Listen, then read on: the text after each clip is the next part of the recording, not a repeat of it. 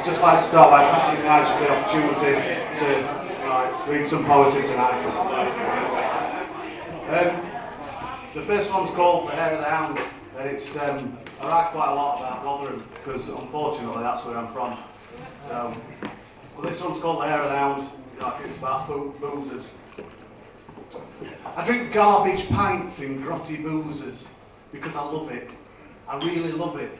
When the landlord comes downstairs in his dressing gown, no matter what the time of day, to check on his books and barmaids who all have teeth tattooed round the edge of the bra. Everything's on show or for sale by a guy called Swag who's like Santa at Christmas. Regulars who, on occasions, usually happy hour, scare you for different reasons. I love it. I really love it. Where no one's got no, but they all stand around. And since the smoking ban, the pub has a violent aroma of stale beer, wet dog, bad food, line cleaning, piss. A place where the pool tables see more action than the average bedroom, and rigged bandits reel you in with flashing lights and false promises. Random bar snacks of dodgy origin appear on the bar at regular intervals. I love it. I love watching a working man drink his first pint of the day, poured by Denise, who's had a hard life but still insists on smiling. And the way they all huddle in a doorway to have a fag when it's raining. It smacks of solidarity, and I love that. I really, really love that. Thank you.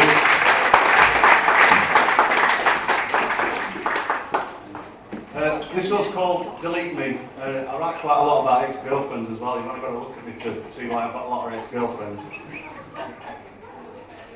I sent a simple text to her.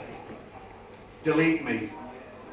I sent a simple text to all of her friends. Delete me. I sent a simple text to all of our mutual friends, notwithstanding acquaintances. Delete me.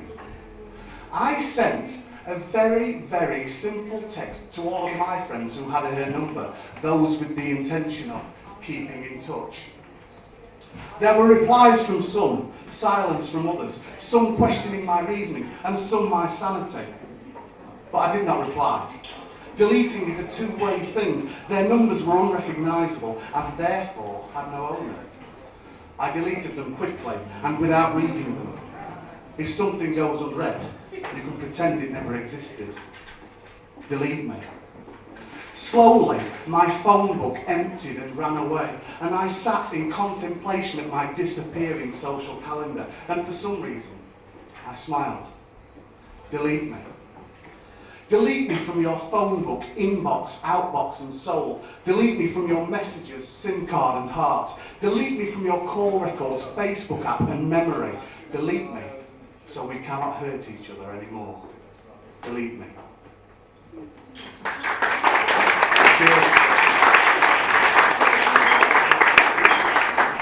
Here's another ex, bless her. I love ex-girlfriends, they're so inspiring. This is called A Girl Who Was Allergic to Herself. Trust me, it's been a merry life. 236 texts to various phones, 76 calls to say hello, random run-ins at the place that I work, the place that I drink, the place I called home. She would not leave me alone, the girl who was allergic to herself. She fell in love, while I did not. As deranged as she became, her sister was worse, and their mother murdered pigeons with her car on the way to A&E. While we, my companions and I, were in a taxi following the ambulance filled with a bullshitting anaphylactic one night when she stalked me downtown, and I felt sorry, guilty and pissed as she hit the deck outside a burger bar and her sister begged for help. £4 spent on a 20p coffee machine as the sun rose upon frank conversation between a girl who was allergic to herself and the boy who would not fall in love. Yeah.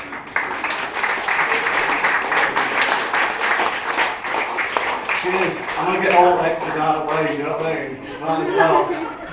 How long have you got? Oh, trust me, we're all late. Well, I ain't all late. You know, I do apologise for being on late, you know what I mean? This one's called The Argument, which is quite nice, really. You know what I mean? I quite like it. You shouted my name as I turned from you out of the kitchen, the sun and rage upon your face, hair at angles I've never seen it. You stood in the corner of the kitchen, ready to pounce, and your exasperated attempts to get through to me succeeded only in fueling you with fury. In that last image of you, before I turned away, I remember thinking how sexy you looked, how that in your anger you would let your nightgown open slightly, revealing yourself in a light I'd never seen. A partial breast, triggering something deep within me that made me want more of you, right then, right there. And as one of your legs was reaching forward, it had escaped your gown almost completely, and I wanted to climb it, right then, right there. So as I turned into the living room to calculate the length of silence that should exist between us, I knew that it wouldn't be long before I conceded that you were right.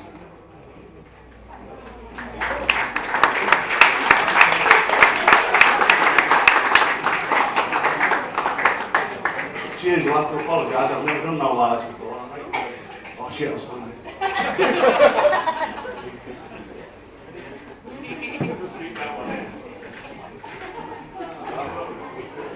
Right, I'll get X as a rest for a minute.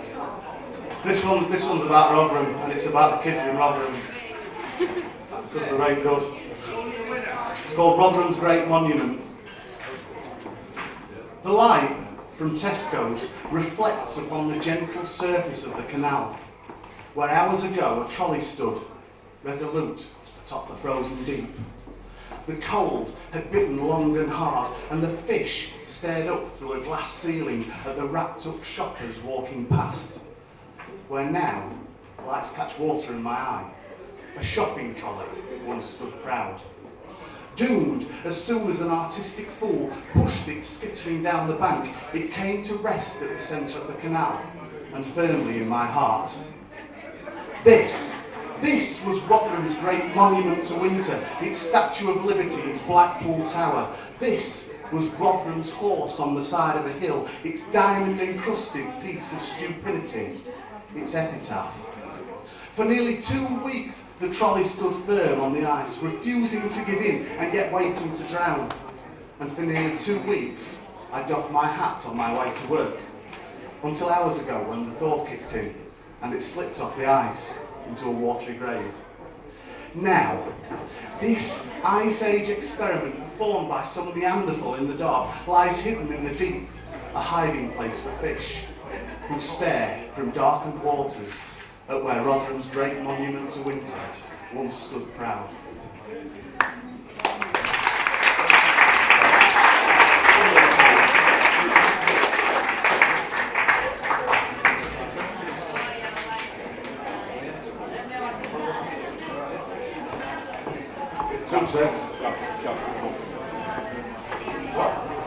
No worries. Right, this one, last one I'll do. It's called Sunday Matriarch, and it's about solid families in Rotherham.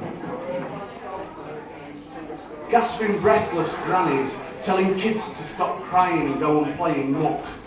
They, with missions on their minds and uncovered grazes on their knees, take her blessing and vow not to come back till the war is won. The wizened canyons of Grandma's face glowing when she lights a fag in the kitchen as she watches children from the window start campaigns of make-believe war. Dads and eldest sons drink pints in local boozers after a Sunday League football loss, taking 6 pints to decide that the referee was shit. While women man boiling Sunday dinner pots for Grandma, the matriarch, who, seated in the kitchen, smoking almost constantly, occasionally rises to check on the bread sauce. She oversees the coming together of aunts and uncles, nieces and nephews. Every member of the tribe is summoned to this gathering. The younger kissed and then sent outside to war. Communities have these statutory respect figures hidden within their fabric, hidden within the rows upon rows of terraced working class Rotherham. Streets and houses solidly filled with solidly built families loyal to the end. They were all brought up on budget meals cooked by these burly grandmas whose deep wrinkled jowls demand respect and get it. Fag ash sometimes makes its way into the gravy during one of grandma's inspections as dads, brothers, sons, all the men old enough to drink and some not quite, return from the pub claiming weed was robbed. The kids are called and regimentally run in. The meal is warm and hands aren't washed because Gran insists the muck won't do any harm.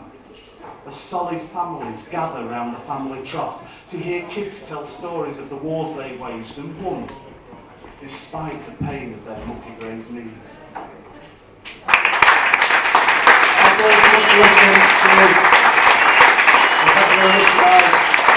Thank you very much.